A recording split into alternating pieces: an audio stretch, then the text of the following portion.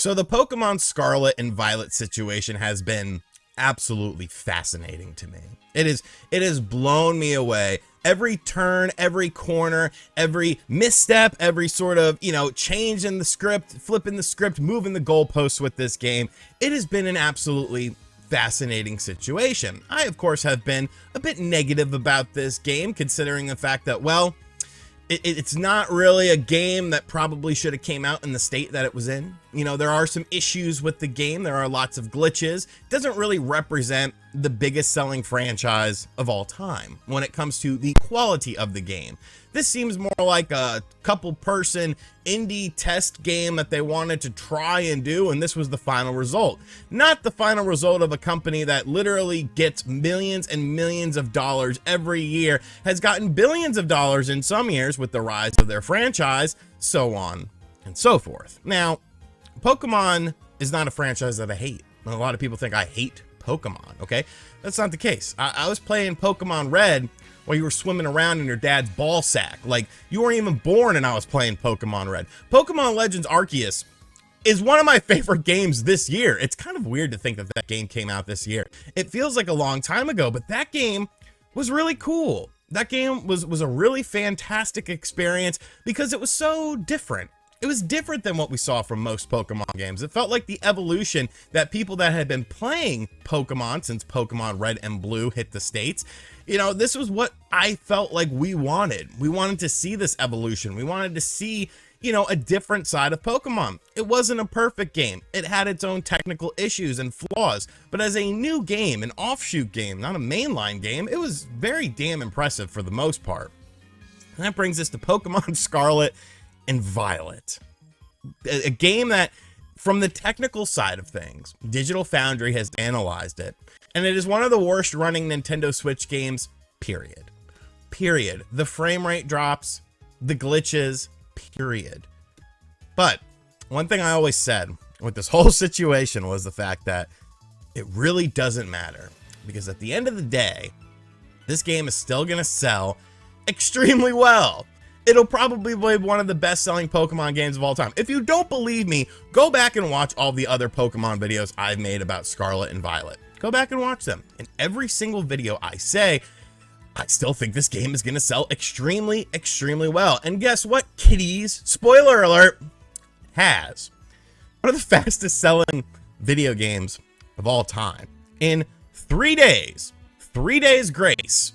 I don't really like that band, but I remember I used to mess around with this chick named Jennifer, sub Jennifer, who really liked that band. And she was cute when we used to mess around, but then she got like really hot. Yeah. In 3 days, Pokemon Scarlet and Violet sells 10 million copies. 10 million copies in 3 days. And now the script has completely changed. All the people who say that they don't have problems with their version of Pokemon Scarlet and Violet, whether it's, some rando on Twitter or various YouTube accounts who just gush over this game. Now they all have a justification. See, I was right.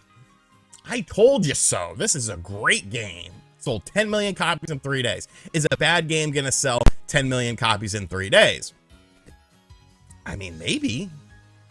You got to remember, a lot of people going into this game didn't quite know what to expect. They probably pre-ordered the game before the reviews came out. I think most of us had a pretty positive attitude towards this game because of the open world sort of aspect to the game that was being touted with it. And, the graphics didn't look all that great, but, it looked like a Pokemon game. What do you really expect from a company that doesn't seem to know how to develop on a console? But I find it fascinating how now this is a justification point for people who are enjoying the game. Let's clear this up. I'm not here to ruin your parade. If you are having a fun time with the game and you're thoroughly enjoying the game, that's fine. Watch. I'm going to show you guys something here, okay? Watch this. It's really weird, and a lot of people on the internet can't seem to do it, but I'll do it for you. Friday the 13th is one of my favorite video games for the Nintendo Switch, for the PlayStation 4, for the Xbox, for PC. Friday the 13th is a very fun game. Friday the 13th is a very buggy game. There are lots of glitches. There are lots of just weird things that happen in the game. It kind of adds a bit to the game, I feel. But although I can recognize that there are problems with the game, I still have fun with the game. End scene. We see that? It wasn't hard to sit there and say, hey, this game has problems, but I still have fun with it.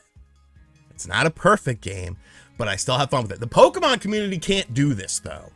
They can't. They won't. They refuse.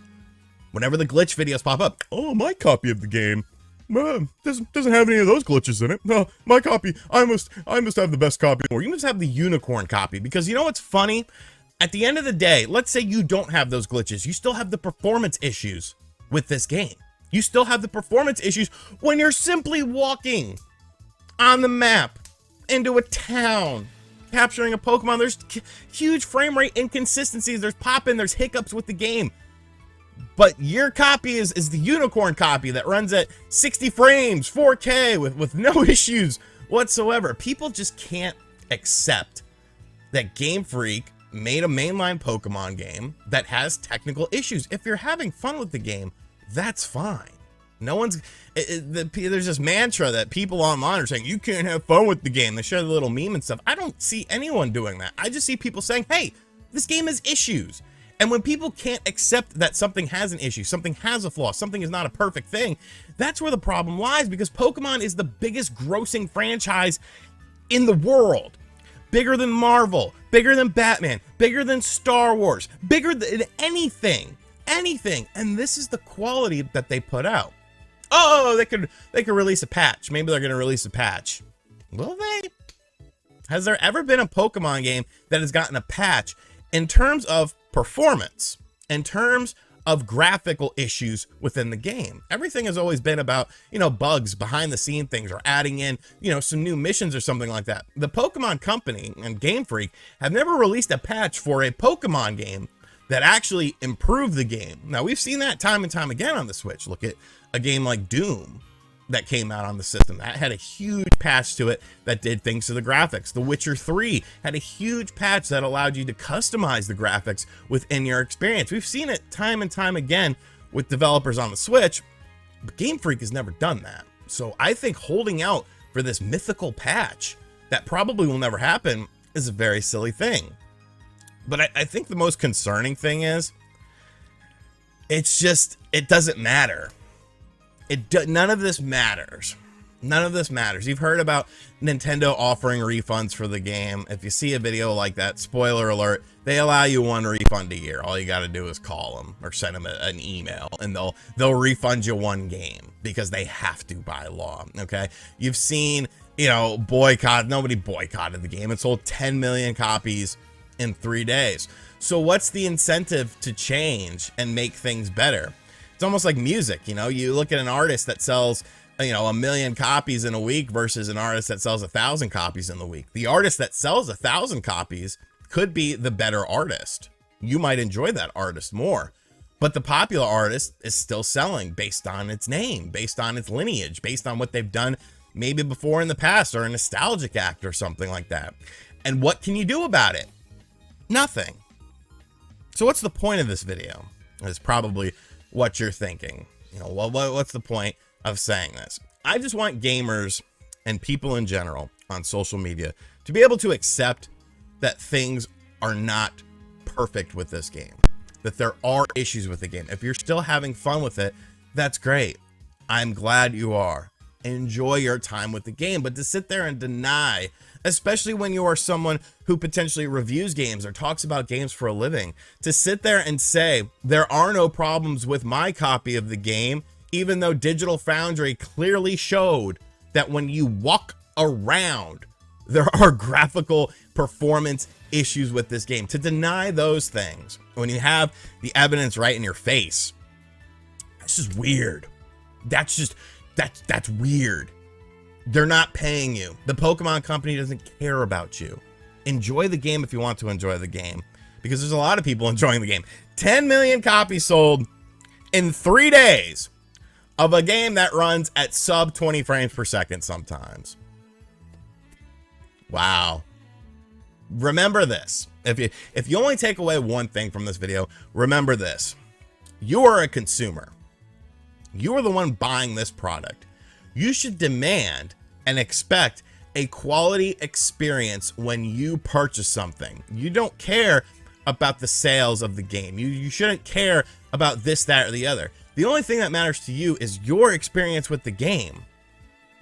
And to see this game running so poorly comparative to other Nintendo Switch titles, so poorly comparative to all other consoles that are out on the market, and to justify that, that just does more damage than good.